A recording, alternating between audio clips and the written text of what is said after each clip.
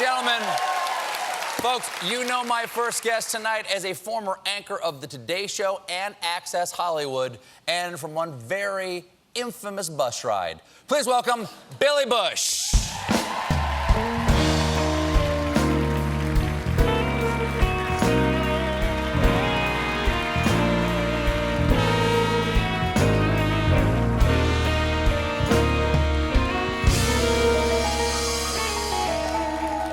Thanks for being here. Thank you. Now, this is the first interview you have done about what happened on that bus since Donald Trump became our president, right, and since he started privately denying that that's him on that bus. Yeah. Okay. By the way, if that's, I would also like to say that's not me on the bus.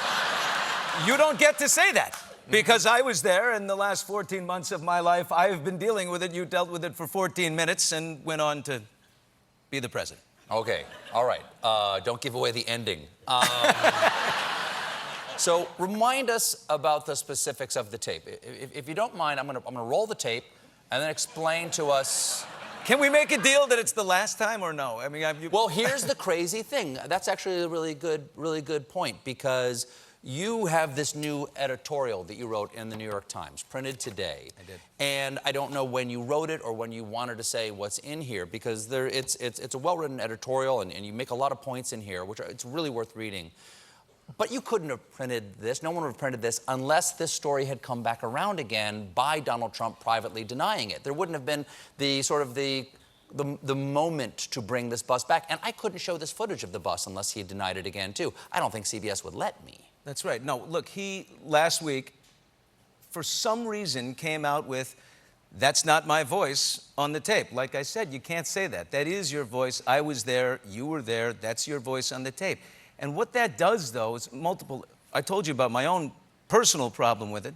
But then you've got 20 women at the time, I don't know what the exact number is because there's more, but 20 women who used their names. We've got powerful people being held accountable now, and sometimes there's anonymous sources. All of these women came out with their names and told their detailed accounts. So when he said this, it infuriated me on the personal front, and then I ended up Googling and I read an article with all of these women's accounts, because when that article first came out, it was 13 days after I'd been fired, so I was in my own personal shock, fight or flight, and so I never really read it all the way. And as I read these, I said, 20 women don't get together and say, "Hey, you know, it'll be really fun. Let's take down a powerful guy together." Ha ha. No, they don't. And their names are, and I said, okay, you're reopening wounds on them too. Enough's enough. Stop playing around with the people's lives. That upset me. So I wrote. Well, and as I said, like him saying that actually brought this particular subject around in conjunction with sort of the cultural moment we're in right now, right, where revelations of sexual abuse, sexual harassment, sexual impropriety are putting new spotlight on the accusations against the president. And he stuck, I'm going to say, his finger in this door hinge by denying this. It's really the dumbest thing he could have done. He's a dumb person. I described it in... I described it... Hold on, you're describing it. Let's not. No, I'm trying to keep you from airing it. We're going to air it no matter what. Wait, we're going to cut everything other than this clip. Jim? I'm automatically attracted to beautiful. I just start kissing them. It's like a magnet. You just kiss. I don't even wait. And when you're a star, they let you do it.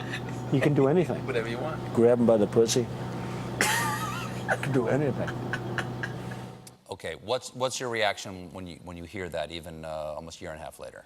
Oh, it was like a... Well, the first time I ever heard it was 3 days before it leaked. And so it was like a gut punch. It's a gut punch now. It will always be.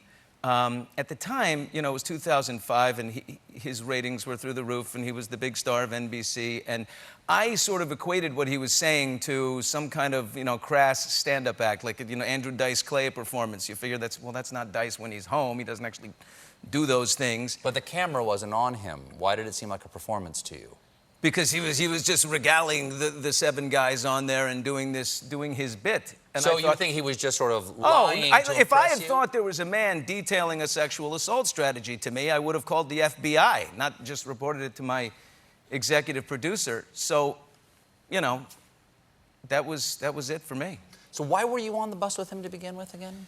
Well, I mean, it was season 3, I guess, of The Apprentice. So, you know, I was with him a lot. I was with him all the time. That's a bus, an NBC a plane. show. I'm you were working I'm the for host NBC of property. Yes, my job. Like I wrote in the op-ed, I think, you know, a lot of us were, the big word is complicit, but everybody had to sort of kiss the ring a little bit of the Donald because he was making so much money for NBC. So I was with him all the time. And where was he wearing that ring?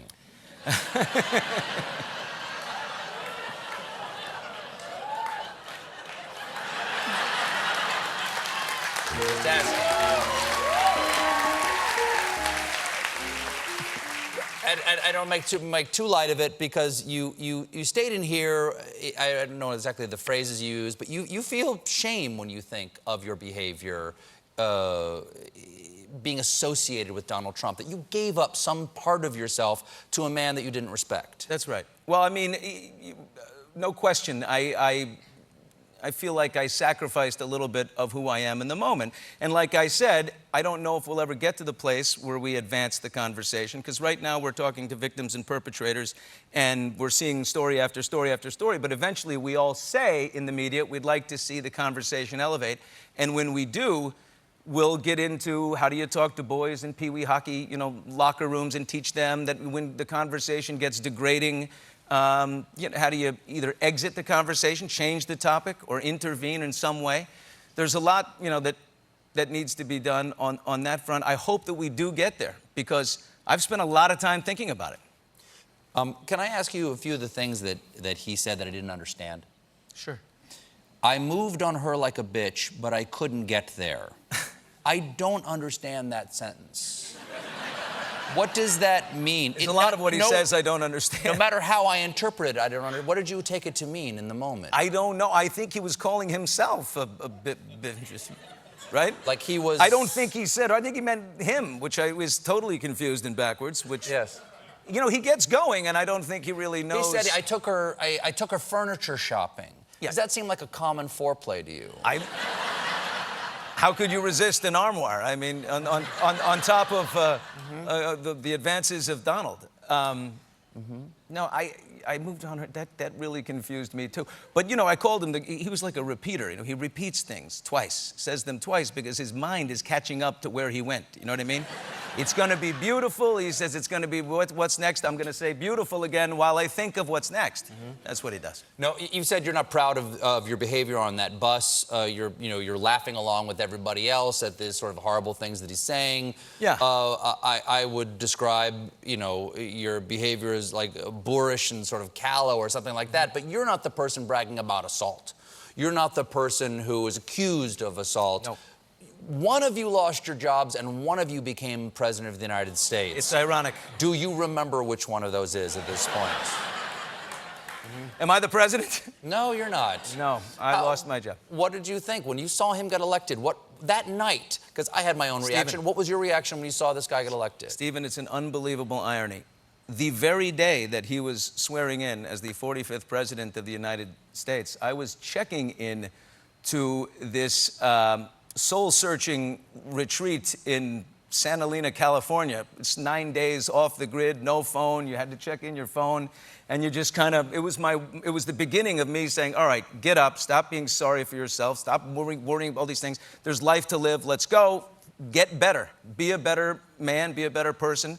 So I passed the television in the office when I was checking in, and he's got the hand up, and I'm going into my little cabin to do the work. Tough. Yeah. Irony. How do you feel about NBC firing you? Especially in light of Matt Lauer being fired for allegations of actual sexual impropriety. I'm going to look. It was a difficult time. It was a difficult time. I think it was very hot emotionally in the country. A lot of people were not comfortable with the man who was close to winning the election, and a lot of things happened quickly. But my boss, months later, said publicly, I think we may have moved a little quickly. Did they move on you like a bitch? Is that what they did? I set myself up. But like, do you think, like, Yeah. you worked on the Today Show, you had just been recently one of the co-hosts of the Today Show. Matt Lauer controlled that show. He could have protected anybody, and he did famously protect people from being fired on that show. Do you wish he would have protected you? We had a conversation about that, and he told me that he went privately to the bosses and took that line, and I said I appreciated it, and I accepted it and thanked him. Okay, so Yeah. you believe he did what he could. Yeah, I would have liked, I will say, I would have liked the chance to have been able to address the audience that following Monday, but it was right after the debate, and I think the tape made it in time for the debate, so I didn't get that. I would have liked to have addressed the audience, but... Would you like to do that Well, right I'm doing now? it. I mean, here we are. What do you think this means in the context of the cultural moment we're in right now, where women must be believed? Yeah. I agree with your question. I agree with your question. Women must be believed, and we kind of have to find our way to have the dialogue. I'm worried that the dialogue isn't going to be around because we have all these, we get on to the next thing. We get on our phones. We have the next outrage comes. We have to continue it all the way through, and I hope we do that. Interestingly, this particular moment that we're in hasn't ended. It started with No. Harvey Weinstein, at least the latest iteration of it, and it goes on I to think this moment. that the bus ride was the tip of the iceberg. I've got one more thing to ask you before we go. You did you tweet this the other day? Put it on Instagram. Oh. What happened to you in this photograph? Yeah, I was playing golf with some friends, and I got hit in the face with a 3-wood from, if you know, a 3-wood is one away from a driver. That's 60 yards, and it went careening, terrible slice, right into the side of my head. And is there any chance that Donald Trump hit that ball? I did see a golf cart speeding away. There was a guy in a pair of pleated khakis, very high, white shirt, red hat, going quickly. Giant ass? Terrible panty lines. If you But got the your doctor man. said, You got your man? the doctor told me if it was a half an inch higher, you might have died. And I said, I'm finally lucky. This is great. Wow. Well, thank you for being here. Thank you for this editorial. Billy Bush, everybody. It's worth reading. Gwendolyn Christie is coming up, but when we come back, everyone's favorite subject, taxes. Don't forget to click subscribe. It's almost as satisfying as skip ad.